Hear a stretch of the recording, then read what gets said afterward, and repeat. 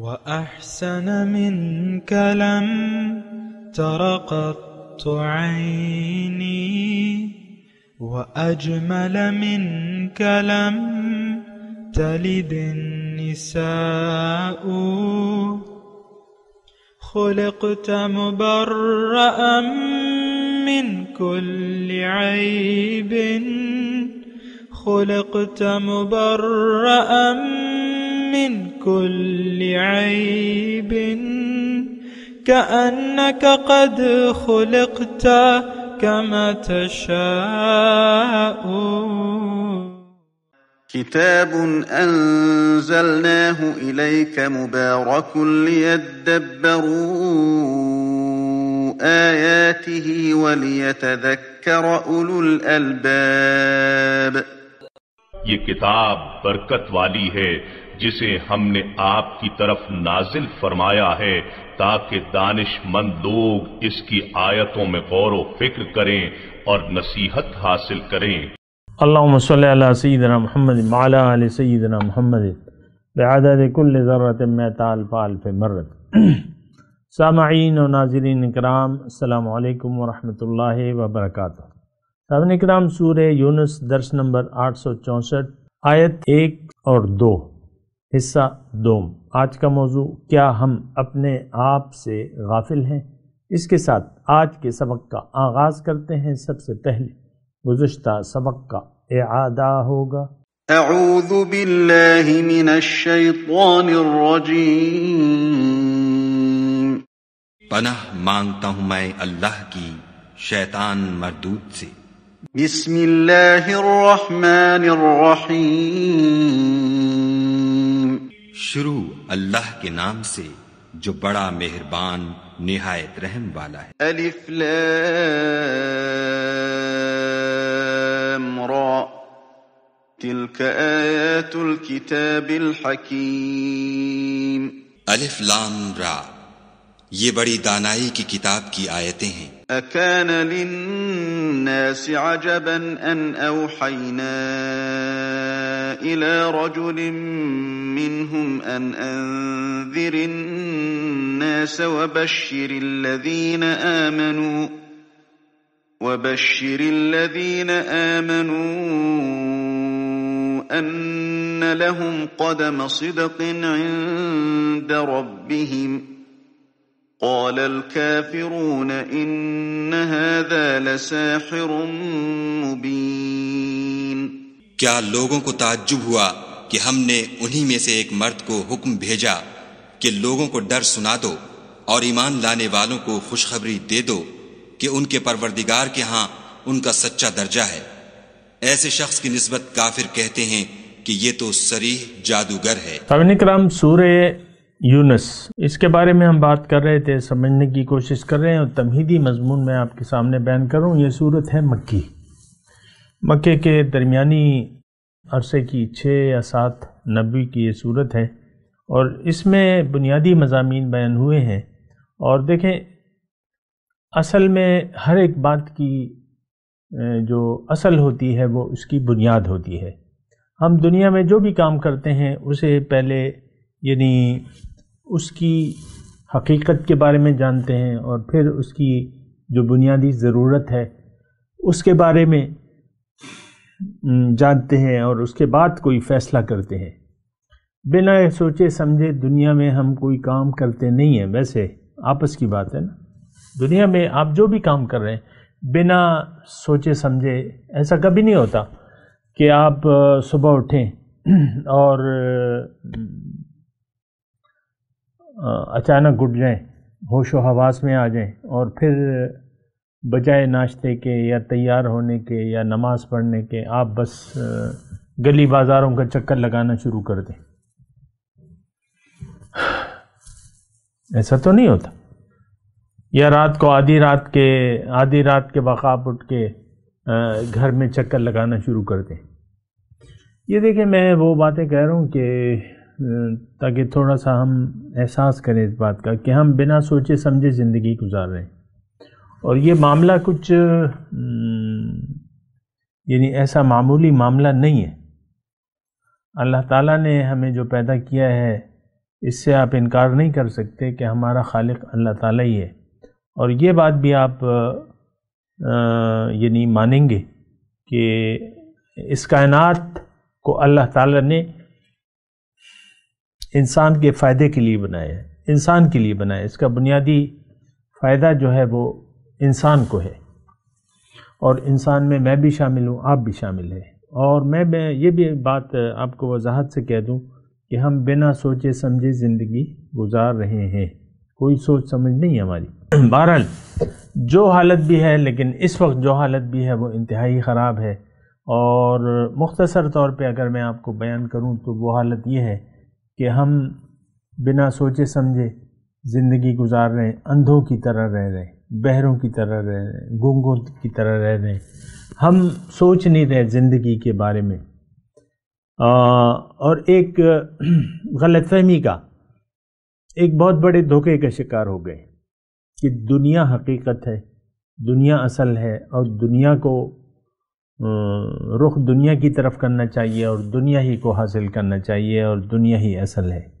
ایک بہت بڑا دھوکہ میں لگ گیا ہے، لیکن بات یہ ہے کہ اس دھوکے سے نکلنے کی ضرورت ہے، اور حقیقت یہ ہے کہ اگر ہم اس دھوکے میں پڑے رہے، ظاہر کے دھوکے میں اگر ہم پڑے رہے تو یقیناً ہم اپنی حقیقت کے بارے میں نہیں جان سکتے اگر ہم دھوکے میں پڑے رہے، کیونکہ ہماری حقیقت تو وہ ہے جو کہ نظر نہیں آ رہی، ہماری منزل وہ ہے جو کہ جس کا تعلق باطن سے ہے، ظاہر سے نہیں ہے، اور ہم سب لوگ، یہ آپ کو اچھی طرح معلوم ہے کہ ظاہر کے پیچھے پڑے ہوئے ہیں۔ اور یہ بات بھی میں آپ کو بتا دوں کہ قرآن کا جو نزول کا مقصد ہے وہ یہ ہے کہ انسان کو وہ مقصد بتائے اور اس مقصد تک پہنچنے کا راستہ بتائے۔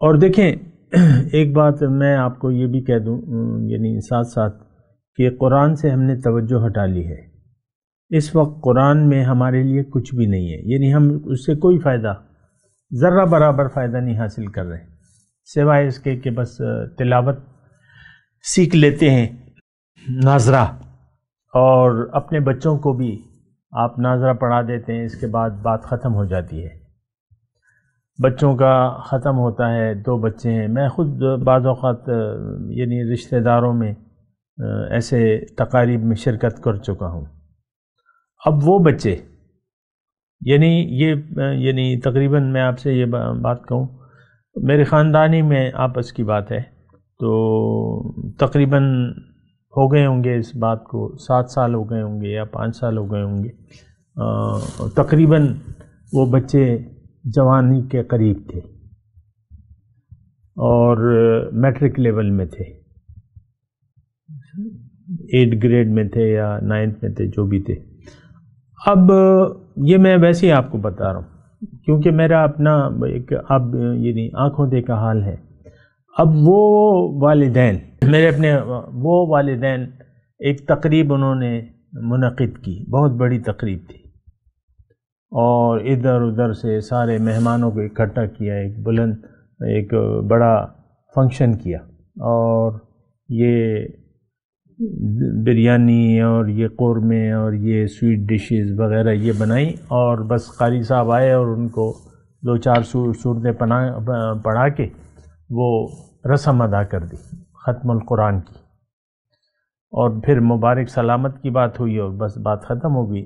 اب وہ بچے، مجھے یعنی 100% میں شیور ہوں کہ اس ختم کے بعد ان بچوں نے قرآن کو کھول کے نہیں دیکھا ہوگا۔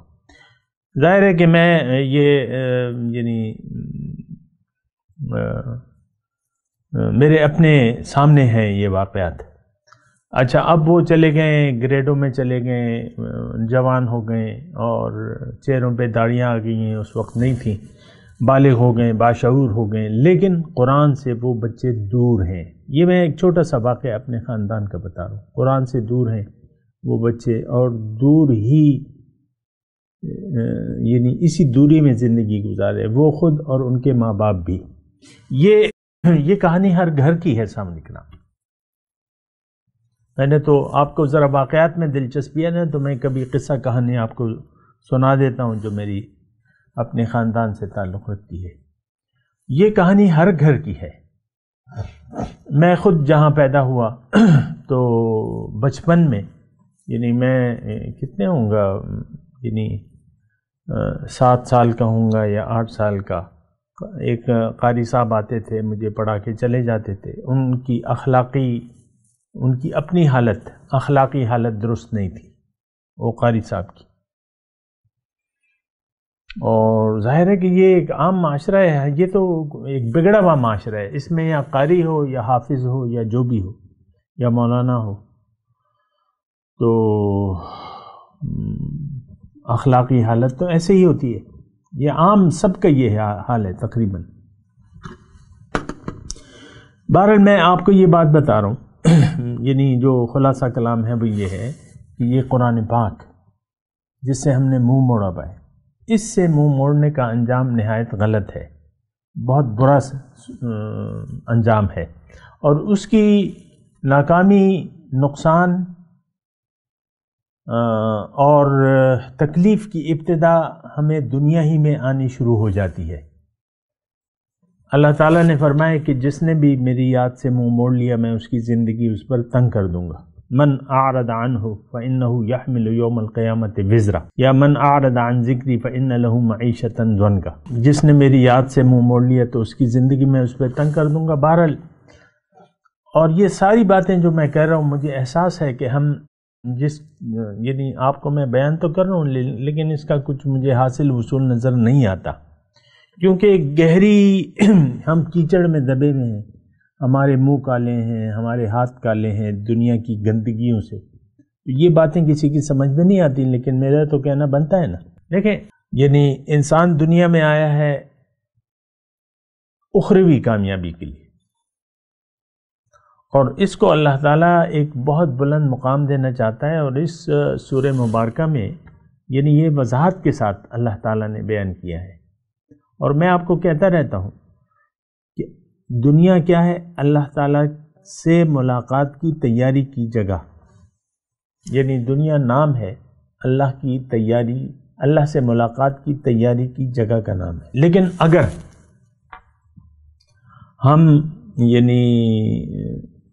ہم نے اپنے آپ کو نہ پہچانا تو ظاہر ہے کہ دیکھیں، اس میں ایک جملہ میں یہ کہنا چاہتا ہوں کہ اگر آپ کی مقصد حیات یا آپ کا رخ بدل گیا اور آپ نے اپنا رخ ظاہر کی طرف کر لیا، تو آپ ظاہر ہے کہ دوسری طرف سے آپ کا رخ پھر جائے گا۔ اللہ کی یاد سے آپ رخ پھیریں گے تو دنیا کی یاد سے آپ کا دل آباد ہو جائے گا۔ اس وقت ہمارا دل جو ہے، دل وہ دنیا کی یاد سے آباد ہے۔ آپ اپنے یعنی جو نظریات ہیں زندگی کے بارے میں، اس کو آپ دیکھ لیں، دین کے بارے میں جو بھی آپ کے نظریات ہیں، جو بھی آپ کی خواہشات دنیا ہیں، جو توقعات ہیں، جو پریشانیاں ہیں، جو مستقبل کے منصوبے ہیں، ان سارے کا سارا تعلق جو ہے وہ ظاہر سے۔ ہم ظاہر کے بندے ہیں، ہمیں بندہ بننا ہے اللہ کا، اور اللہ کا بندہ آپ بن نہیں سکتے جب تک آپ کا رخ زندگی اللہ کی طرف نہ ہو، اور آپ اپنے عمل سے جب تک یہ نہ کہہ دیں کہ انی وجہت وجہی للذی فطر السماوات والارض حنیفا وما انا من المشرکین، میں نے اپنا رخ پھیر لیا ہے اللہ کی طرف جس نے زمین اور آسمان پیدا کیے ہیں، میں یکسو ہوں اور میں مشرکوں میں سے نہیں ہوں۔ تو اچھا، میں تھوڑا سا آپ کو یہ بتا رہا تھا، دیکھیں یہ تمام صورت ہے تقریباً 109 آیات پر یہ مشتمل ہے، اور یہ سارے کے سارے بنیادی مضامین ہیں، اس میں بنیادی مضامین ہیں، اور اس میں اللہ تعالیٰ نے واضح طور پہ یہ بتایا ہے کہ اے انسان، تمہارا مقصود میں ہوں، تمہیں میری ملاقات کی تیاری کرنی ہے، تم جب آؤ گے میرے پاس تو روز قیامت میں تمہیں اپنا دیدار عطا کروں گا۔ سبحان اللہ۔ وجوہ یومئذ ناظرۃ الی ربها ناظرہ، سبحان اللہ۔ اس دن بعض چہرے تر و تازہ ہوں گے، اپنے رب کا دیدار کر رہے ہوں۔ تو حشر کا دن ہے ان کی زیارت کا دن، ایسے یوم قیامت پہ لاکھوں سلام۔ قیامت کے دن کے بارے میں تو کیا کہنے، ایک بہت عظیم الشان واقعہ ہوگا ہماری، یعنی آغاز ہو جائے گا، دیدار، ملاقات اور تقرب کا آغاز ہو جائے گا یوم قیامت سے۔ مومن جنہوں نے دنیا میں زندگی غفلت میں نہ گزاری اور وہ اپنے رب کی ملاقات کے لیے تڑپتے رہے، سبحان اللہ، دنیا میں رب کی ملاقات کا تصور کرتے، شوق ملاقات میں تڑپ تڑپ کے زندگی گزاری، تو ان کے چہرے قیامت کے دن کھلے کھلے ہوں گے۔ اور جنہوں نے ملاقات کی تیاری نہ کی ہوگی، ملاقات سے غافل رہ کے، تو وہ جو ہے ان کی چہرے پر پژمردگی، پریشانی، ہیبت چھائی ہوئی ہوگی۔ تظن ان یفعل بہا فاقرہ، اور ان کو یقین آ جائے گا کہ آج کمر توڑ دینے والا عذاب مجھ پہ آنے والا ہے۔ اللہ تعالی ہم سب کو بچائے اس عذاب سے۔ لیکن دیکھیں، اس عذاب سے بچنے کی واحد صورت یہ ہے کہ ہم دنیا میں اللہ کی ملاقات کی تیاری شروع کر دیں اور اللہ کے راستے پر اللہ کو منزل بنا کے رسول کے طریقے کے مطابق اپنا سفر شروع کر دیں۔ وَسَارِعُوا إِلَىٰ مَغْفِرَةٍ مِّن رَّبِّكُمْ وَجَنَّةٍ عَرْضُهَا كَعَرْضِ السَّمَاءِ وَالْأَرْضِ، جلدی کرو، وَسَارِعُوا إِلَىٰ مَغْفِرَةٍ، بخشش، اپنے رب کی بخشش اور اس کی جنت جس کا عرض جو ہے زمین اور آسمان کے برابر ہے، اعدت للمتقین، جنت میں صرف متقی لوگ جائیں گے۔ تو دیکھیں، غافل رہنے کی کوئی وجہ بھی نہیں ہے۔ اگر ہمارے پاس یہ عقل نہ ہوتی، سمجھ نہ ہوتی اور وہی کتاب نہ ہوتی، رسول کی ذات نہ ہوتی، معاذ اللہ، پھر تو اب یہ ہے کہ پھر ایک اور بات ہوتی۔ لیکن اللہ نے ہمیں وَجَعَلَ لَكُمُ السَّمْعَ وَالْأَبْصَارَ وَالْأَفْئِدَةَ، آنکھیں دی ہیں، کان دیے ہیں اور سمجھنے کے لیے دل دیا ہے، عقل دی ہے۔ اچھا، پھر یہ ہے کہ یعنی ہمیں یوں ہی اَيَحْسَبُ الْإِنسَانُ أَن يُتْرَكَ سُدًى، کیا انسان یہ خیال کرتا ہے کہ اس کو بے مہار چھوڑ دیا جائے گا، اس کو آزاد چھوڑ دیا جائے گا؟ اگرچہ یہ چاہتا ہے بل یرید الانسان لیفجر امامہ، کہ یہ نافرمانی، جو نافرمان ہے وہ یہ چاہتا ہے کہ آئندہ بھی نافرمانی میں زندگی گزارتا رہے، لیکن نافرمانی باعث ہلاکت ہے، باعث نقصان ہے، دنیا میں بھی۔ دیکھیں، میں آپ کو جب بھی کہتا ہوں کہ فائدہ اور نقصان، اس کی شروعات آپ کو دنیا ہی میں شروع ہو جائیں گی، یعنی جزائے اعمال آپ کو جزوی طور پر دنیا میں ہی ملنا شروع ہو جاتا ہے، یہ بات نوٹ کر لیں۔ اکثر تو ہم ڈیلے کرتے رہتے ہیں کہ چلو پہلے دنیا کو بنا لو پھر دیکھیں گے، یہ شیطانی بات ہے۔ دنیا آپ کی بن نہیں سکتی، آپ کو سکون مل نہیں سکتا۔ سکون اللہ کی یاد میں ہے، سکون اس میں ہے کہ آپ اپنی زندگی کا رخ اللہ کی طرف پھیر دیں، اللہ کو منزل بنا لیں اور اللہ کے راستے پر چلیں، رسول کے طریقے کے مطابق، اس میں پھر سکون ہے، وہ اللہ تعالیٰ کی یاد ہے۔ الذین آمنوا وتطمئن قلوبہم بذکر اللہ، جو ایمان والے ہیں اور ان کے دل مطمئن ہو گئے اللہ کی یاد سے۔ کیوں؟ الا بذکر اللہ تطمئن القلوب، دیکھو اللہ کی یاد سے ہی دلوں کو چین پڑتا ہے۔ دیکھیں، میں آپ کو زیادہ گھماؤں پھراؤں گا نہیں، لیکن جو میں باتیں کر رہا ہوں یہ حقیقی باتیں ہیں، اس کو ذرا سنیں، حوصلے سے سنیں۔ یہ 109 آیات والی صورت ہے، اس کا تمام یعنی آپ ارادہ کر لیں کہ اس کے روح تک میں نے پہنچنا ہے، اس صورت کے مضامین کی روح تک میں نے پہنچنا ہے۔ اول تو خانہ پوری کے لیے ہم لوگ قرآن فہمی اگر کرتے بھی ہیں تو خانہ پوری ہوتی ہے، بھئی درس ہو رہا ہے چلو لگا لو، چلو اچھا ہے، کچھ ثواب مل جائے گا، کچھ باتیں سننے کو مل جائیں گی، کچھ مناظرے کے لیے لوگوں سے مناظرے کے لیے یا لوگوں کو بتانے کے لیے یہ ہمارے پاس کچھ علم آ جائے گا کہ ہم بھی لوگوں سے بات کر سکیں۔ بعض لوگ اس لیے سنتے ہیں۔ نہیں، یہ جو ہے یہ ہدایت ہے، اور ہدایت اللہ کی ہے، اور اللہ کے راستے کی طرف ہدایت دیتا ہے۔ یہاں اسی صورت میں آئے گا ان ھذا القرآن واللہ یدعو الی دار السلام، اللہ تعالیٰ تمہیں سلامتی کے گھر کی طرف بلاتا ہے۔ تو دیکھیں، میں اس صورت کی تمہیدی مضامین اللہ تعالیٰ کی توفیق سے بیان کر رہا ہوں، اور اس میں میں آپ کو کہہ رہا ہوں کہ یہ مکی صورت ہے، اور وہاں جٹ جاہل لوگ موجود تھے، دور جاہلیت تھا۔ آج بھی دور جاہلیت ہے، آپ خوش نہ ہو کہ آج دور جاہلیت نہیں ہے، اس سے زیادہ کہیں جاہلیت ہے آج، ہمیں معلوم ہی نہیں ہے، کچھ بھی معلوم نہیں۔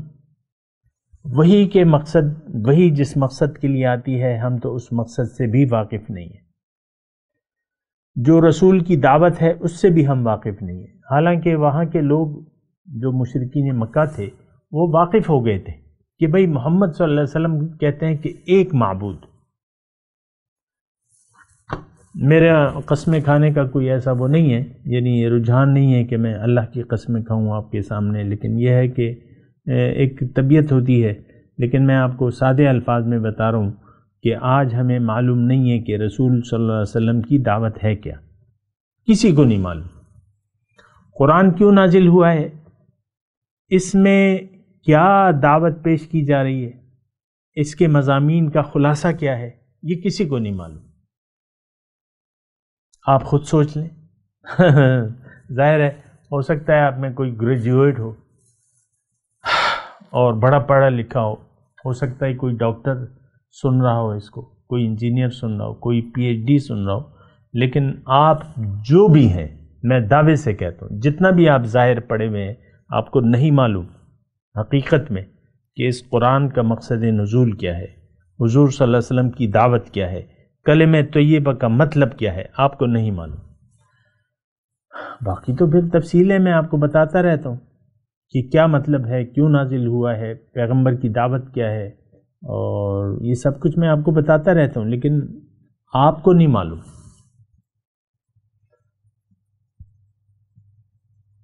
آپ کو نہیں معلوم،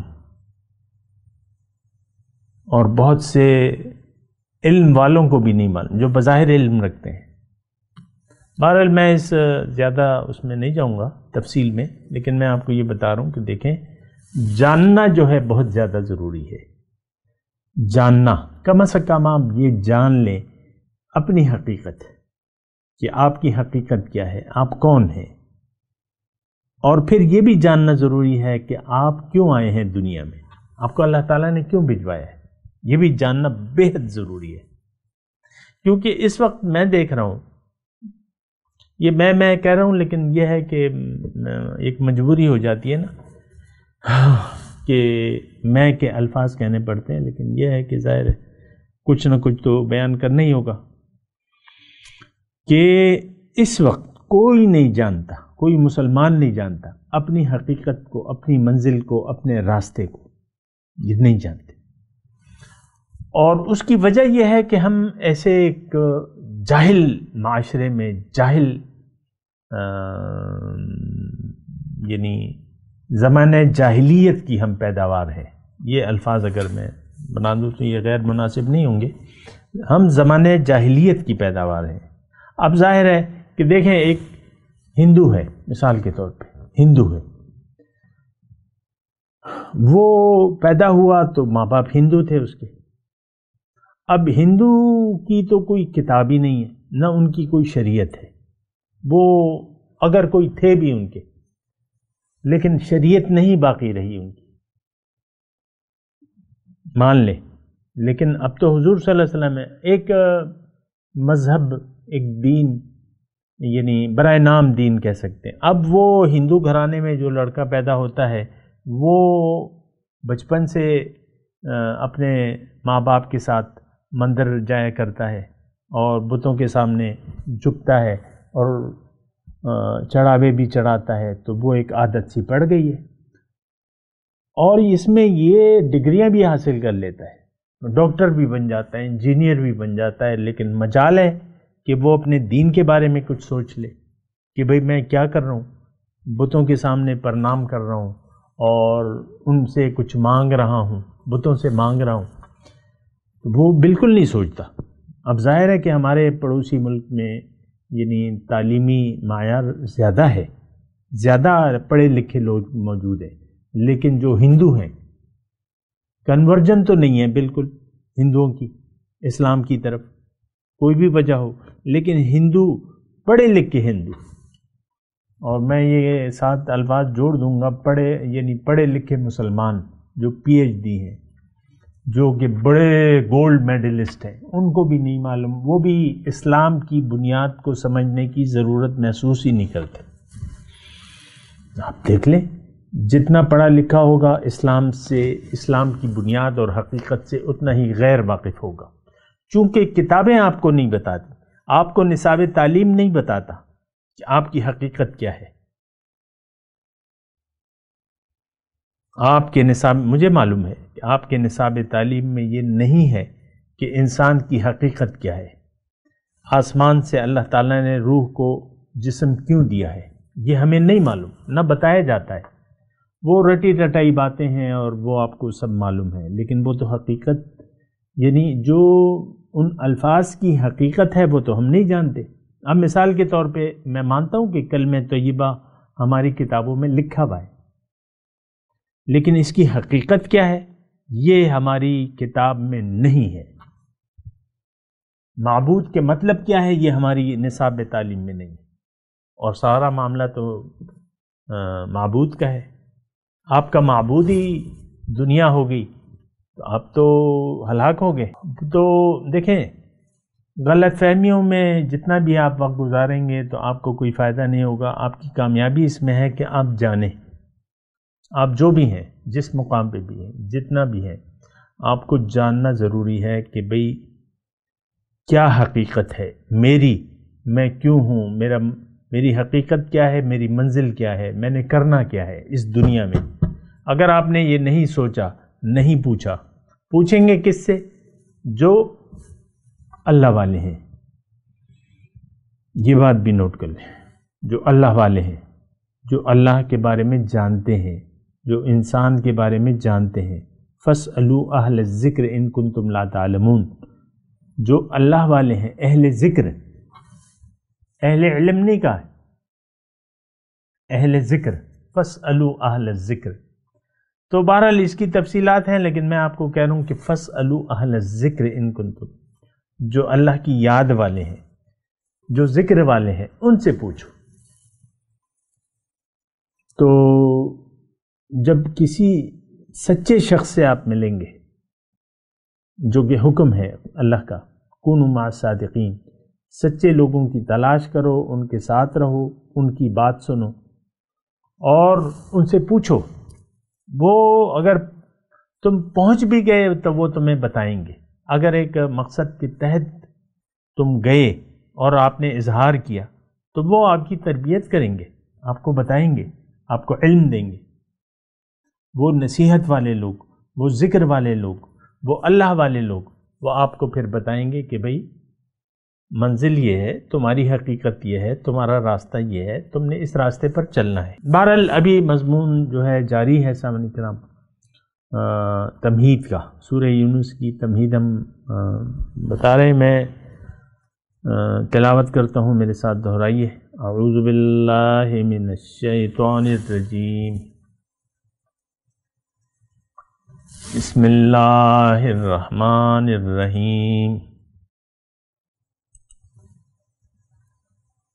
الف لام را،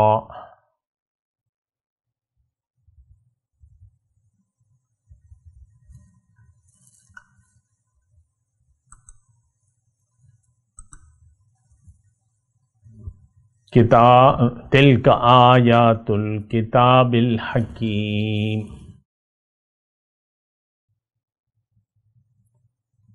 اکان للناس عجبا ان اوحینا الی رجل منہم ان انذر الناس وبشر الذین آمنوا ان لهم قدم صدق عند ربهم قال الكافرون ان هذا لساحر مبین۔ اب ان آیت کی تلاوت اور ترجمہ۔ اعوذ باللہ من الشیطان الرجیم۔ پناہ مانگتا ہوں میں اللہ کی شیطان مردود سے۔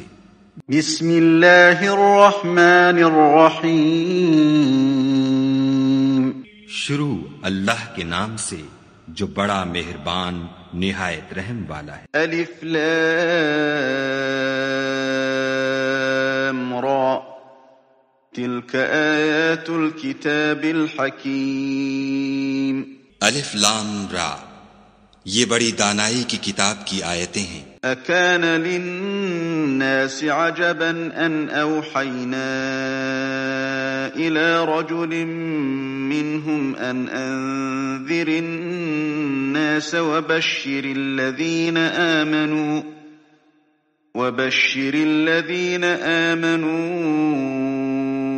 ان لهم قدم صدق عند ربهم قال الكافرون ان هذا لساحر مبین۔ کیا لوگوں کو تعجب ہوا کہ ہم نے انہی میں سے ایک مرد کو حکم بھیجا کہ لوگوں کو ڈر سنا دو اور ایمان لانے والوں کو خوشخبری دے دو کہ ان کے پروردگار کے ہاں ان کا سچا درجہ ہے۔ ایسے شخص کی نسبت کافر کہتے ہیں کہ یہ تو صریح جادوگر ہے۔ اس کے ساتھ ہی سامعین کرام آج کے درس کا وقت اختتام کو پہنچا۔ انشاءاللہ اگلے درس میں ملاقات ہوگی۔ وآخر دعوانا ان الحمدللہ رب العالمین، والسلام علیکم ورحمۃ اللہ وبرکاتہ۔ مولایا صلی وسلم دائما ابدا على حبیبک خیر الخلق کلہم۔